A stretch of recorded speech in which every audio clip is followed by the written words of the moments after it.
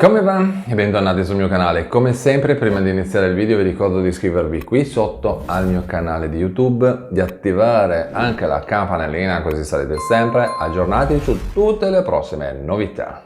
Allora, oggi parliamo di INPS e di Agenzia delle Entrate. Sapete, c'è anche l'Agenzia delle Entrate in Italia, quindi è giusto parlarne perché vi devo dare due aggiornamenti che riguardano proprio l'ADE. Intanto partiamo dall'INPS, così ci risolviamo subito il primo problema. A partire dal 30 di maggio l'INPS sta già disponendo i pagamenti della disoccupazione agricola e del bonus nido. Disoccupazione agricola che mi state chiedendo in tantissimi in questi giorni, quando arriva. E allora cosa ho fatto? Ho fatto delle ricerche e appunto stanno continuando le lavorazioni proprio della disoccupazione agricola. Ovviamente me lo state chiedendo perché? Perché le domande si sono chiuse il 31 di marzo e quindi a questo punto i richiedenti sono in attesa dei pagamenti. Ecco. Vi dico che la disoccupazione agricola, diciamo, non ha delle date fisse e precise, tipo, non so, potrebbero essere quelle dell'assegno unico, dell'ADI, che ne so.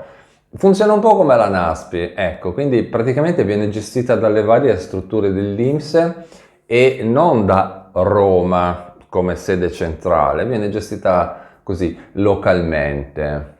E se andiamo a vedere cosa è successo anche l'anno scorso, a sto punto, per capire come regolarsi, l'anno scorso i primi accrediti erano partiti dall'inizio di giugno, i primi 5-10 giorni di giugno, e sono andati avanti fino a oltre luglio. Quindi, come sempre, sapete cosa facciamo? Facciamo la cosa che facciamo sempre su questo canale. Allora, i primi che riceveranno gli accrediti della disoccupazione, quindi le prime persone che riceveranno i pagamenti, fate una bella cosa, scrivete qui sotto nei commenti la città o la regione, cioè la città se preferite, comunque la regione da dove scrivete dice sì, è arrivata la disoccupazione, è arrivato il pagamento.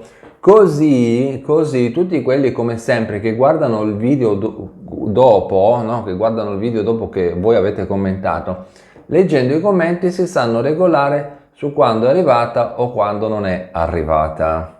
Poi per quanto riguarda il bonus nido, sono ancora in lavorazione e vabbè, i pagamenti andranno avanti fino alla fine dell'anno. Il bonus nido, lo sapete, è un rimborso, cioè non è che vi pagano, cioè è un rimborso per quanto voi avete pagato per la retta della frequenza dell'asilo nido o di tutte le altre spese. E poi assegno unico, perché anche per quanto riguarda l'assegno unico ci sono, diciamo, gli ultimi accrediti del mese di maggio. Adesso non so quando guarderete questo video, comunque fino al 31 di maggio andranno avanti gli accrediti. Poi se ne riparlerà dopo da metà giugno una prima tranche e poi fine di giugno l'altra tranche. Ma di questo poi i pagamenti futuri ne parleremo poi in un altro video che uscirà poi nei prossimi giorni. Cambiamo argomento e parliamo di Agenzia delle Entrate. Allora, parliamo un po' di dati, perché qua ci tengono a farci sapere i loro dati, le loro informazioni. Vediamo un attimino che cosa è successo con il modello 730 precompilato. L'ADE dice che a 8 giorni dall'apertura del canale per l'invio, il 20 di maggio, le dichiarazioni precompilate già trasmesse dai cittadini sono oltre 1 milione. Lo dicono il 28% in più rispetto allo stesso periodo dell'anno scorso. Adesso vi dico questo, poi dopo vi do un'indicazione, mi raccomando, quindi ascoltate bene quello che vi sto dicendo. Allora, c'è la versione semplificata del modello 730, dicono che hanno superato il 1.000.000, le dichiarazioni già trasmesse dai cittadini nei primi giorni dell'apertura del canale per l'invio.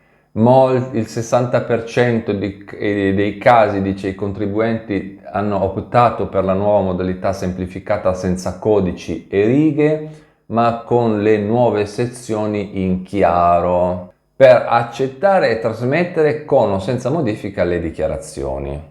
Poi dice che sono circa 9.560.000 gli accessi di login, username e password, registrati dal sistema a partire dal 30 di aprile, quando le precompilate sono state messe a disposizione solo per la consultazione. E adesso qua arriva il bello, ed è qua che dovete aprire i padiglioni auricolari. Qua si parla di monitoraggio e assistenza e loro dicono che grazie a un controllo costante sul servizio i contribuenti possono utilizzare l'applicativo web gratuito messo a disposizione sul sito www.agenziaentrate.gov.it.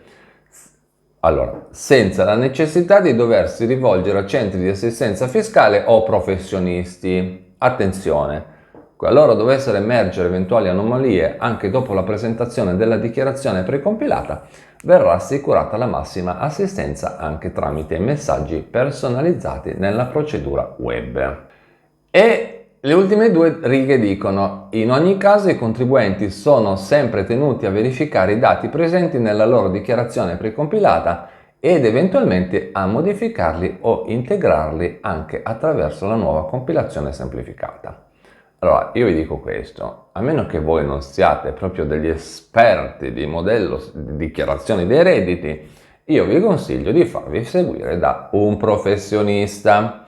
È un po' come dire che volersi curare da soli senza l'aiuto di un medico, cioè è una follia, ok? Quindi io vi consiglio sempre di farvi, anche se vi mettono a disposizione questo precompilato che ce l'hanno raccontato come la scoperta dell'acqua calda, ecco, mi raccomando, fatevi seguire sempre da dei professionisti. Volete andare a un caffè, volete andare, che ne so io, da un patronato, anche se loro in realtà non fanno quelle cose, volete andare da un commercialista, volete andare da un tributarista, andate a farvi seguire da un professionista. Non inventatevi le cose da soli, mi raccomando, perché queste cose devono essere seguite da qualcuno che ne capisce qualcosa. Non sto dicendo che voi non capite niente, però un bel momento, se siete in dubbio, cioè lasciate stare sto precompilato, perché non vi dico le storie malate che poi nascono dopo, Poi dopo uno piange, mi raccomando, fatevi seguire da un professionista.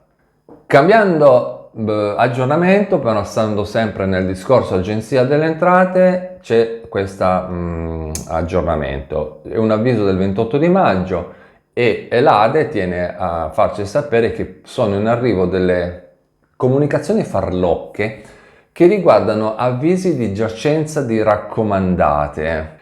In pratica stanno arrivando delle email rivolte a tutti, cittadini, imprese, pubbliche amministrazioni, praticamente hanno sparato a zero su tutto, a tutti, con delle false comunicazioni del servizio di raccomandata online. In pratica io ho visto qua il loro comunicato, dice che praticamente arriva un indirizzo, un'email, così, no? Con scritto avviso di giacenza raccomandata, con un numero, no? E ti dice attenzione, è stato invitato a ritirare presso lo sportello web.